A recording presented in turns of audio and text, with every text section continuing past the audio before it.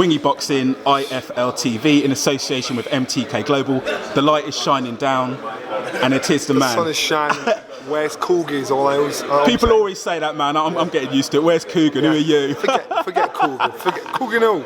Never heard of it. So, Dillian Whyte, Derek Chisora, they're doing it again, man. After last time. What are your thoughts on this? Round 13. Yeah, round 13. Round 13. That's what it is. This isn't fight number 2 because I think these two will always bring the best out in each other. I think these two will always be the best of enemies. And regardless of how tame, polite, they try and be on stage, you know this thing's bubbling. One word can change everything. And I think for Derek, I think the best thing for Derek was to join forces with David at this stage of his career to fight Dylan. Because if he didn't, and he's anything below par, the fight wouldn't go the distance. Because Dylan is, as David said, is probably one of the most improved British fighters over the last 3-4 years. On every level, physically, emotionally, mentally. Look how he's turned his popularity around. And not by changing, by making people understand who he is. And for Derek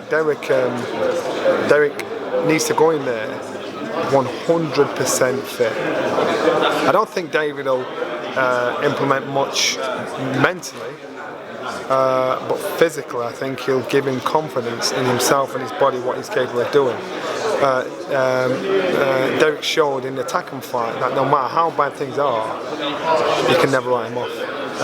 And he's got that dig, he's got that stubbornness about him. But then Dylan's the same.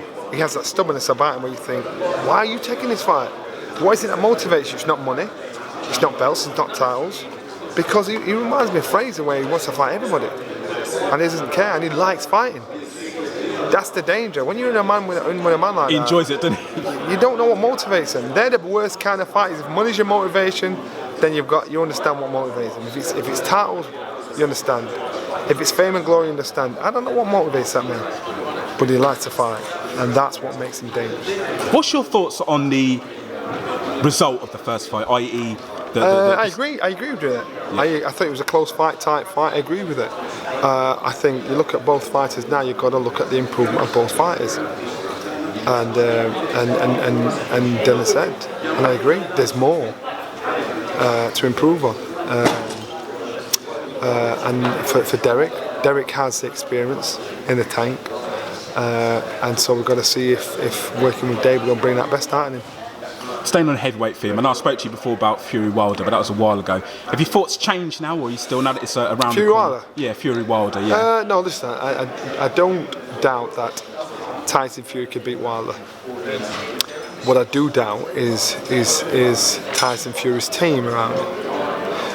Because, and I'm not disrespecting the team, what I'm saying is, are they experienced enough to navigate him through such a high profile fight with so much risk at stake, so much potholes at stake? You know, I know Tyson knows the fight game, but you always need somebody to guide you, get you through.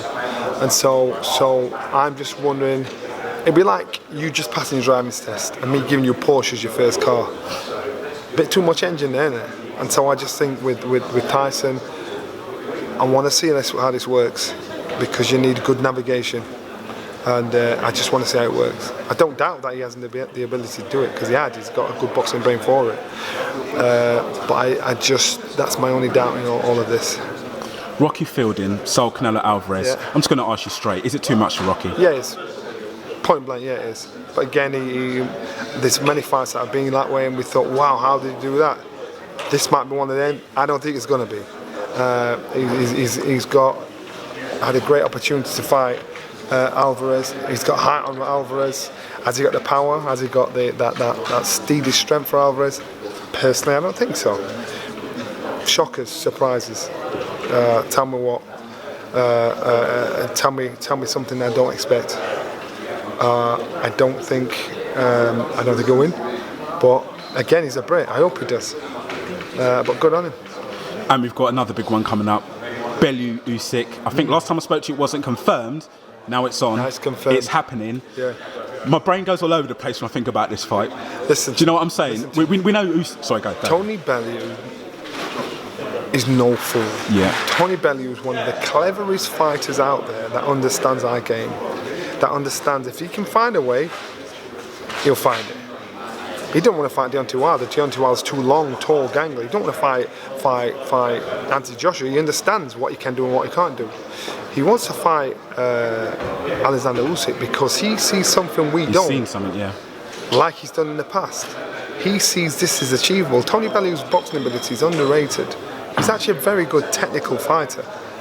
He can bang, but he's actually a very good. I think technically he's actually better than Usyk. Usyk, if he's going to fight Usyk, now's the time because Usyk hasn't got the confidence to match his ability, and this guy is good. Usyk, to me, I thought, Tony, if you're going to fight him now before he knows what he's doing.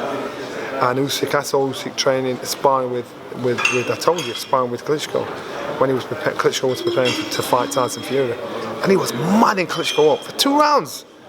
They had to dash him out, not just out of the ring, out of the gym, so we couldn't talk to him. And when I seen this, like all the press are talking away, and I'm like, they're watching Klitschko. I'm thinking, no, who's that guy there? Whoever he is, he's going to be world champion. And from then, I've been a fan of his and watched him. The guy's brilliant. The guy's an athlete. And so if Tony's going to fight, it's got to be now, just to take advantage of any weakness that's there. And if there's if Tony can find it, Tony will find it. And that's why, listen, I want Tony to win more than anybody. But I know it's a big, big ask. You know what? Tony dare. So he deserves everything he gets. He gets a victory, he does everything because he dare. He's got more courage than us that are ringside, that aren't even fighting. He dare. 22nd of December, what happens? Whyte, Chisora 2. I think this is round 13. I think this fight is better than the first fight. I think this fight is just as tight, just as close. You can't give a pick, you just say it's going to be a close fight, do you reckon? Yeah, man. Close fight. Every day of the week. Every day of the week. You've got 2 guys that are very much the same. Every day of the week. Johnny, thanks for speaking to Wing Boxing IFL TV. Catch you up, brother. Thank you.